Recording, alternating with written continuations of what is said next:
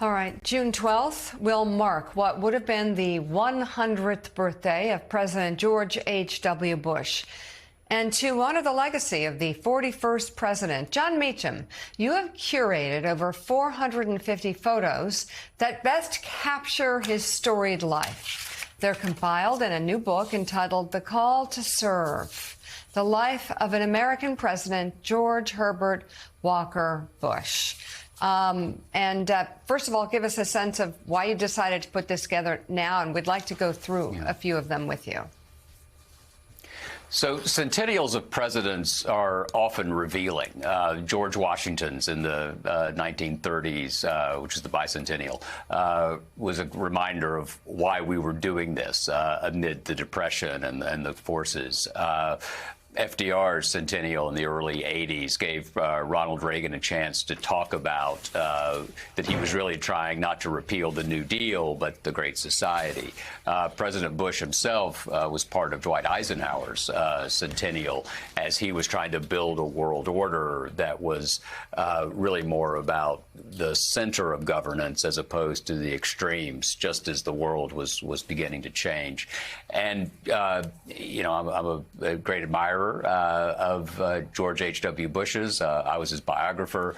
I like to say I didn't fall in love with him, but I did come to love him, not least because at critical moments, however imperfect he would put the country above his own interest. He was driven by ambition. He was driven to have ultimate authority in a nuclear age. But once he had power, he always did the right thing. June 12th, the centennial, big event in College Station, where his presidential library is. And I think he is someone we have to contemplate in this moment, not because he's remote, but because he's so resonant. You know, his character, his imperfections, his vices, and his virtues are all within reach. And they shed light on what's possible, not because he's perfect, but because he was imperfect. And yet we managed to create a more perfect union in that era. John, the pictures, the photographs in this book are extraordinary, and they go back all the way through his life. But there's one most recent that gets at your point, which is when Senator Dole rose, and it still gives me chills to think about this and to see the image, rose from his wheelchair. This is in December of 2018 to salute the casket of President George H.W. Bush.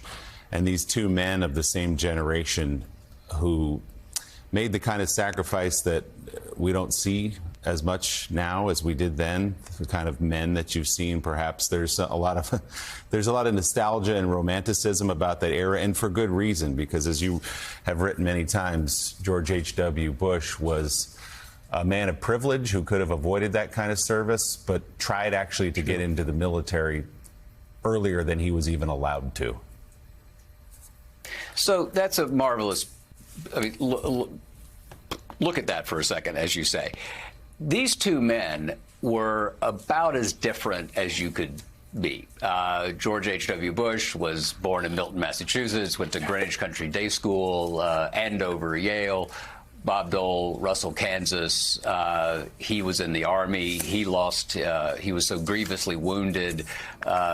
President Bush, though he was shot down in the Pacific in 1944, used to say, you know, in the Navy, when you're a Navy pilot, you flew off, you did your mission, but then you came back and there were milkshakes in the wardroom.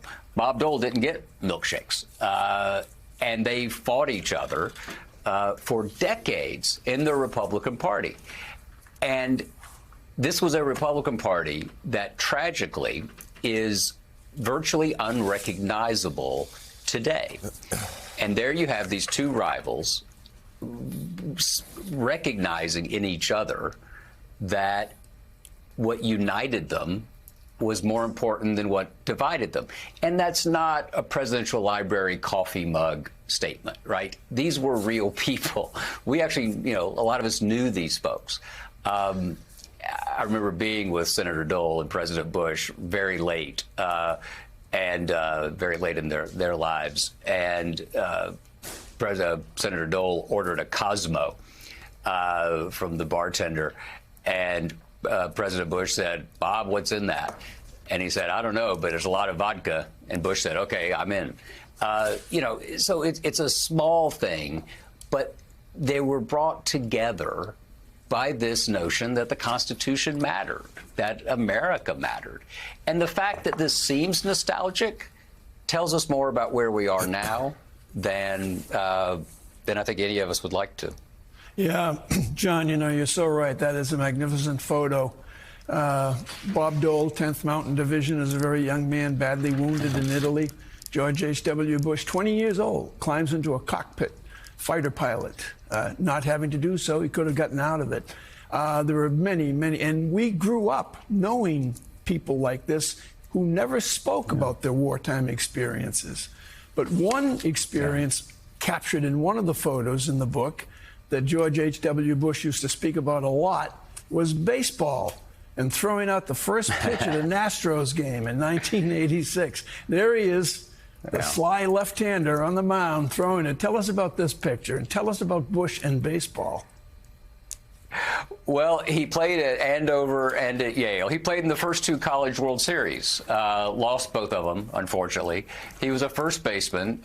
Someone once said of him, good field, no hit, which actually wasn't true. If you go back and look at the records, Barbara Bush kept score at each Yale game. And I think he had about a 240 lifetime average, which better than I would ever get. His father had played baseball for Yale. He kept his first baseman's mitt in his desk in the Oval Office, as a relic, which for those of us who believe that baseball is in fact a sacred undertaking, that tells us a lot. The great thing about George H.W. Bush and the fact that baseball was his favorite sport is it really is a metaphor. It really does tell you something. Because what is baseball but a game of endurance? And you don't have to get it right every time. And the greatest of us, the greatest baseball players, get it right about once every 5 times, right? I once heard him, he once got in a debate with my son, who was, he was about 10 probably, and they were discussing who was better, Babe Ruth or Lou Gehrig. And my son, being 10 years old, thought that power was most important, and he said Babe Ruth. And President Bush said, no, it was Gehrig, because he just showed up every day. And that's what George Bush did.